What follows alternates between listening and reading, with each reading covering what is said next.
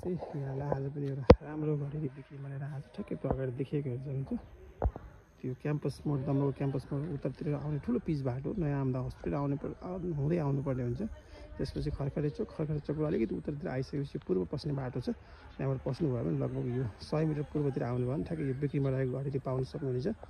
8.25 दूर जग्गा छ, दुईटा मोहडा छ, उत्तर दक्षिण मोहडा। म यहाँ उत्तरतिर देखाइरहेको छु।